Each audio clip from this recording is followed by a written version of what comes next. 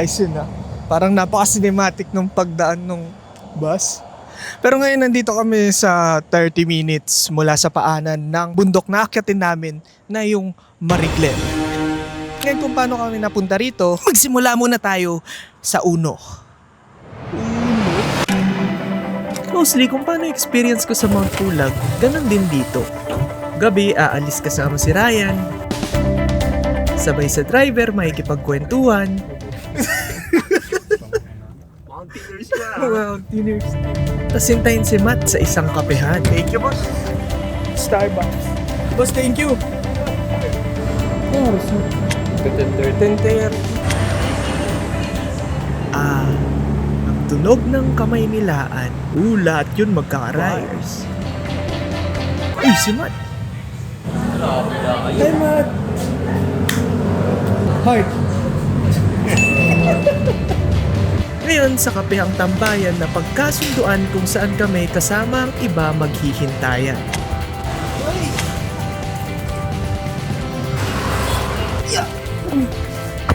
Para sa biyahe papunta sa bundok kinabukasan.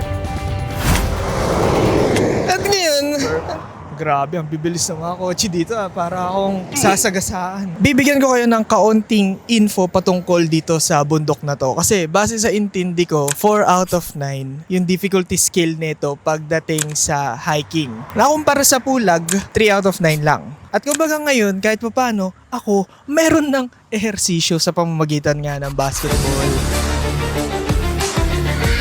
At least yun, gumagalaw yung buong katawan. Pero ngayon, wala akong tulog. Wala kaming tulog. Actually, si Ryan may tulog. Ako wala. Kaya malalaman natin kung kakayanin ko bang umakyat ng bundok kahit may ehersisyo pero wala pa rin masyadong maayos sa tulog. Pero ngayong araw lang kasi 3 hours yung biyahe. May tulog ka? Wala. Wala akong tulog. Hindi natin kailangan yan. Ikaw, Ray, may tulog ka? Ewan, wala. Gutom na siya. Okay na yung kampe? Ayoko, di ako kakain. Tama! Narinig niyo yun. Hindi ako kakain. Dahil nung sa Pulag, umpisa pa lang hinihingal na ako dahil sa digestion. Tsaka napakaga pa kasi talaga. Sinanay ko rin pag nagbabasketball kami ng 4 na oras, wala akong nilalaman sa tiyan. Kaya habang sila kumakain, ako inom na lang ng tubig. At least may tubig. Tubig lang. At saka banyo. Pero kailangan ko lang ng banyo. Umihigaray. Pagtapos kong magbanyo, dumiretso na kami sa base camp o start ng trail na kung saan nagbihis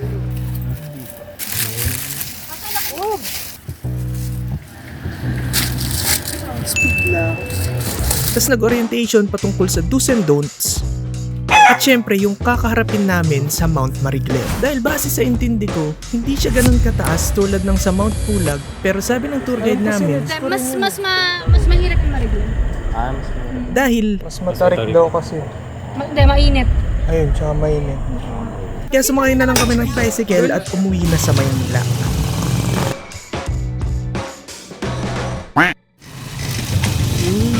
Ngayon kung bakit kami nakasakay rito papuntang jump off o starting point, sinuggest kasi ng tour guide na kung gusto raw naming makita yung sunrise na hindi pa masyadong mainit, makakabawas daw agad to ng 1 oras sa paglalakad. Dahil mula raw dito sa base camp hanggang sa jump off ay mga 90 minutes na lakaran.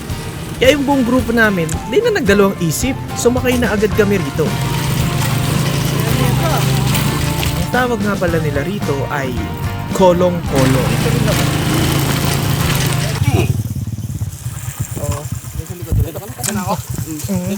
Para solid yung balance daw, idol. Grabe nga ito kung tutusin napakalakas ng makina, ng bearings, ng bakal, ng lahat Kita nyo naman, di ba, kung gaano yan kabato-bato. Niisip nga namin na, makakaabot pa ba kami? Kasi 5 tao kami ritong nakasakay. Partida. Solid tong kolong-kolong. Wala pinili.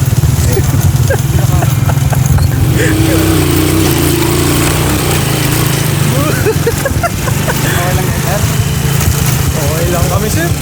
Ikaw, Matt, okay ka lang?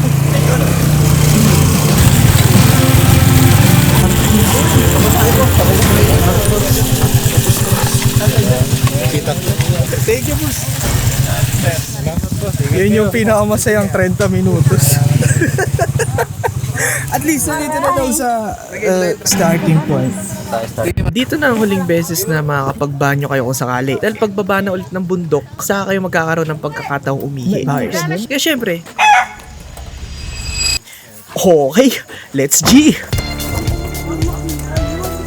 Bale, boss, gano'n kahaba tong pick 1? Mababa yan, 1 and 2. Yan ang pinakamahaba na kon talaga dito. Pick 1 to 2? Oo, nakakaasar yan akyatin eh. Mga Pero gano'n pag- to katagal? 1 hour. Ah, Pero pag dating natin ng pick 3, medyo okay naman na yan. Hindi na tayo mahihirapan doon. Bale, mula dito hanggang summit, gano'n katagal? Mula dito, ang kon namin kasi yan 2 to 3 hours. Ah. Depende sa pacing, pero kayang kunin ng 2 hours kung hindi gano'ng magpapahinga ganun. Sige. Bale, pick 1, tas pick 2, tas pick 3, tas summit. Pick hindi pa, pick 4 tapos summit. Bale, 4, tas summit. Pang 5 yung summit. Okay. Presko pa ngayon, Sunday yung mga Bali, boss, ang mahirap lang sa Mariglem daw, matarik, tapos mainit. Tama ba yun? mainit siya. Pag summer, Pero pag ngayon, nakadepende ngayon sa klima. Paiba-iba ngayon ang klima eh. May mainit, may siya, makulimlim. Dahil sa ulap. sa tingin mo ngayon, boss, magiging mainit ba to o makulimlim? Sa tingin ko ngayon medyo maulap ngayon eh. Kasi yung buwan, ayun nahaharangan eh. Shadow, talikuan. Okay. Ang goal ko lang naman, maabot yung summit. Masaya na ako.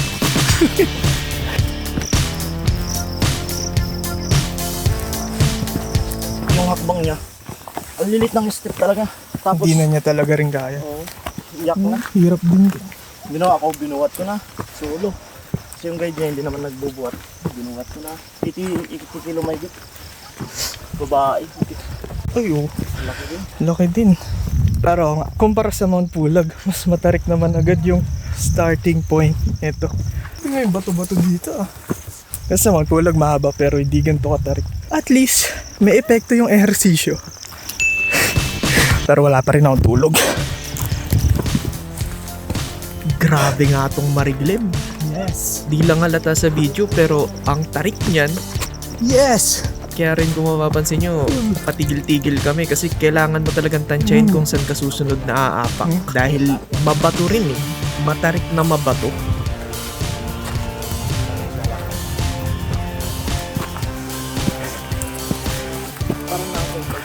Grabe, solid. Pala yung mga iPhone eh. Oo, ang linaw niyan eh. Yan, ang tarik niyan eh, kaya napahawak ako sa bato eh. Tsaka sino ba naman kasing nagsabing magdala ng camera? Ay naman, anong incline yan? Literal eh. Ano to ba? 70 degrees. At pagkatapos nga ng 20 minutes na steep ascent, nagpaparamdam na si Haring Araw. Ang ganda! So yung isa, tapos isa yung isa. Hey! Halo, ayos. Champion! Nakikita ko na yung big one. Yan! Run, Matt! Trail runner, oh. Backflip nga. Wait lang. Grabe itong tao. No? Hindi na papagod. 3 minuto bago mag alas 5, naabot na namin ang peak 1.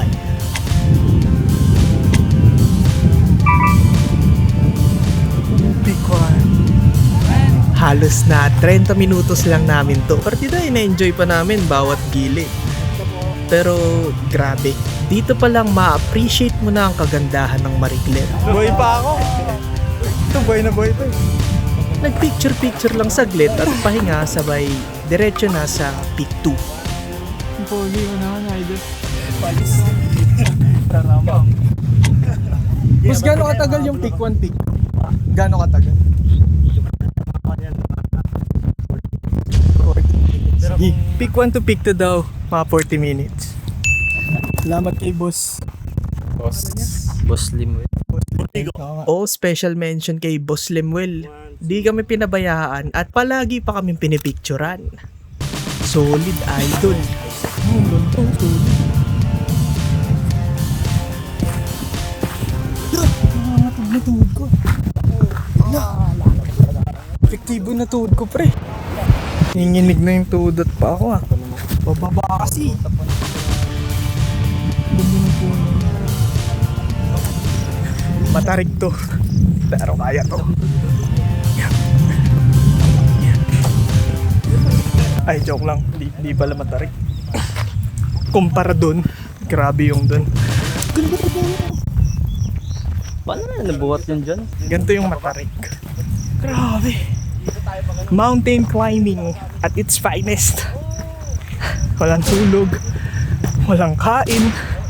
O nga pala, tubig nga lang pala yung ininom ko ngayon kasi sila kumain. Ako hindi. Kasi nag-practice ako mag-basketball. Hindi naman ako kumakain nun eh. 6 kami nagba-basketball. Kaya, sakto lang. Grabe. Ang tarik. Okay, G.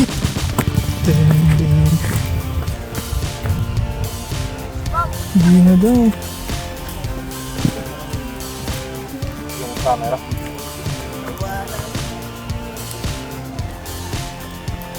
Kalapate. Mat, sakyan mo na, Mat. Sakyan mo na. Umakyat nga sila. Panyan, dito sila Pwede sa ibat baba. yan, kuya. Meron dito mga taga-alaga. Pag yung mga maliliit na ganun, lalaking sahod ng mga taga-alaga. Inakyat. Pero kawawa sila. Layo. Pag umiyak, binubuhat nila, ginagano. Ooh, Mat. Magpapatuloy ba kayo? Bakit mo naman dyan iniwan yan? Grabe ka. Grabe tong papikto, no? Taas na. Ang daming breathtaking moments. Literal. Hindi. Iniisip ko talaga rito, edi paano pa yung summit? Kung dito pa lang pang summit na eh. Pero at least ang ganda ng tanaw. Sana mula. Hindi mo na ako. Tunggo lang. At pagtapos ng mga 30 minutos, naabot na namin ang Peak 2. Kailangan na kumain.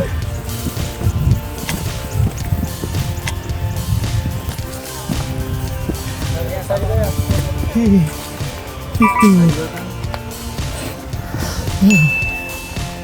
Wala.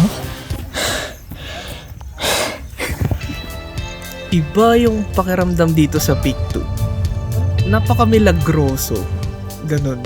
Siguro dahil payapa kasi, tsaka ang ganda talaga.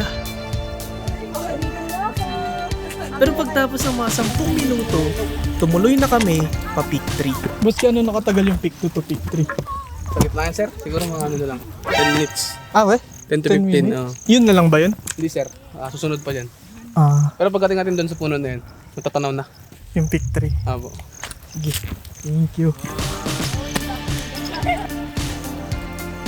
So yun, nandito po ako ngayon sa Mount Baraglem. Tignan nyo, ang daming Pilipino ngayon dito. Pare, Tignan nyo po, ang daming mga Pilipino ngayon. Yan sila. Dito kami sa Mount Baraglem ngayon. Daming guys na mga Pilipino. Mag-hi ka, ma'am. What are you talking about, kuya? Mag-hi ka, ma'am. Hello. Feel enthusiast. Ano ito? Oh, tara na, tara na. Tara na agad. No, yan na yata yung Peak 3. Kuya, sabi niyo po malapit na. Patag. Sabi na eh. Solid din tong pa Peak 3. Ang ganda eh. So dito na rin ako nag-quick rehydrate habang sila nagpipicture. Yan. Gubat. Tiyangga lang mat yan. Bahala ka dyan. Basta ako, chill lang. Ayan na. Peak 3. At pagtapos ng 14 na minuto, naabot na namin ang peak pangatlo.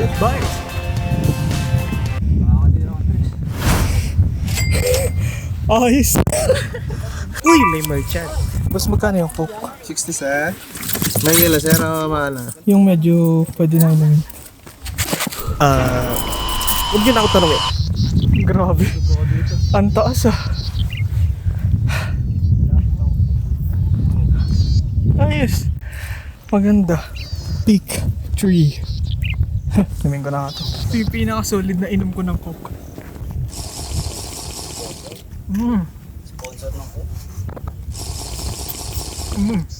Butas ang tiyan. Yun yung peak 2. Di nakita yung peak 1. Taas na.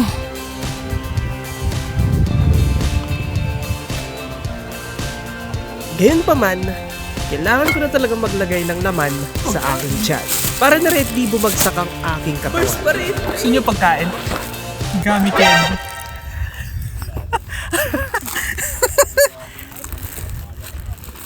Ang alot.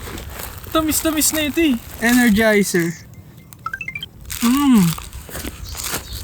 Oo, kailangan ko na ng energy.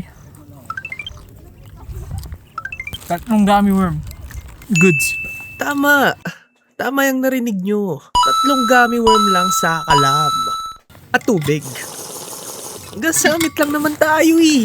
Pwede na to. Mas gano'n naman ka ba pick 3 to pick 4? Parang gano'n din, sir. 10 minutes lang. 10 to 15, mga gano'n. Dito sinot ko Encantadia. Andiyan sa ano? Yung Malapit na ba yun, ma'am? Tagal. Sumuko na yun. Kaya ba yun? Dapat pala. Pagod na ako. At ilang beses nyo na itong naakyat. ang dami na sila. Oo nga eh. Nakachinelas na lang kayo eh. Tumataba ito. Grabing comment yan talaga nga.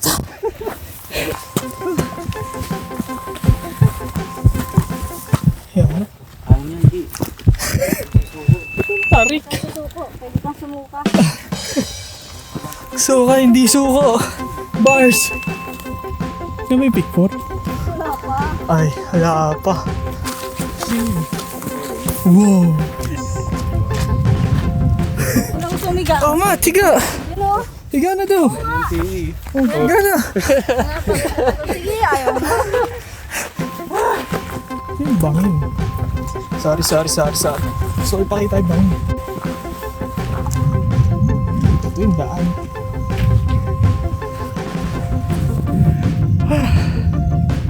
Parang ganda.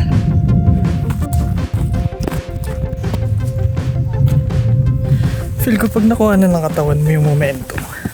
Di ko alam kung dahil natuto ako mag-basketball.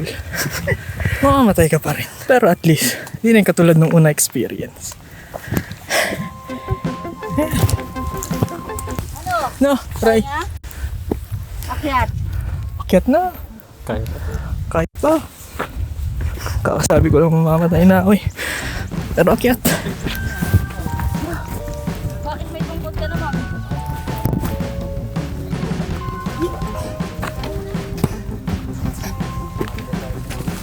Sanggal lang yan. Pantarik. Tanaw na yung 4. Yung unang dalawang pick namin mahirap, no? So, chill na lang. At pagkatapos niyang labing 1 minuto ng paghihingalo, naabot na namin ang panghuling pick bago magsabit. Oh. Pick 4. Yes. Una. Pero pag nakuha na talaga ng momentum mo, yung pick 1, pick 2, 3, 4, yung patag na matarig. Madali na lang. I mean, mahirap pero nakuha na ka ng katawan mo yung momentum, yung pag-preserve ng oxygen. Pero mamamatay ka pa rin. At ang ganda ng view. Woo! Pick 4. Gagi rin. Pasok mo na yung sa bag mo. Tago ko na to. Pasok mo na yung Lagay ko dun yung pick 4. Lagay mo dun. Dun sa pinakamalayo pa dun. Ang ganda ng pick 4 men. Wala akong masabi. Ganda. Love hearts. Lovely guard. Ayun na yung summit. Kumbaga, yan. Kung gaano man yan kahaba. Feel ko mga 10 minutes din. Tapos, 2 bundok na yung naabot ko isa. Correct, no? Pangalawang bundok, sira yung 31. 30, 39. Ang dami.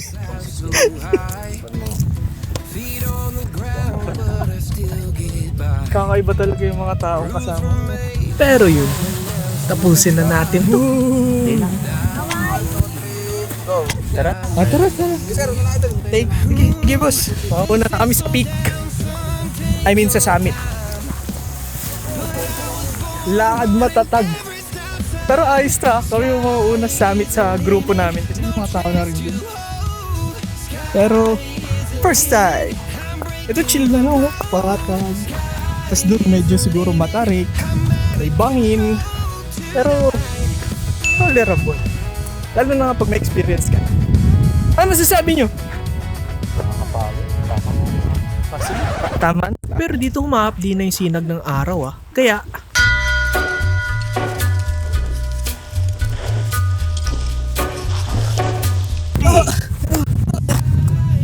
ang saya ng journey na to paakyat ng summit. Natatanaw ko na ang summit. Wala sa mga taong nakasalamuha ko, Boss, si thank you. Boss Jenmar, si Boss Kolong-Kolong, si Boss Lemuel, sa iba pang mga tour guides, sa mga joiners. Sa totoo lang, nag-enjoy ako kasama tong mga to umakyat. Talon! At syempre kay Mata Trial. Kunyari nga po si I-enjoy talaga yung nature. Kunyari nga po si Global. Global. Ginawa niyong mas memorable tong experience ko sa pag-abot ng summit ng Mariglem. Halos 2 oras at 10 minuto nga pala yung nakuha namin mula jump off hanggang dito sa summit. Partida, Walang tulog, 3 gamis, coke, tapos 1 litrong tubig. Goods. pero solid to. Ang saya. 2 bundok na ang naabot ko. Number 2. Ang dami mo na kasi. At least, naabot na isang. Ano naman kaya ang susunod?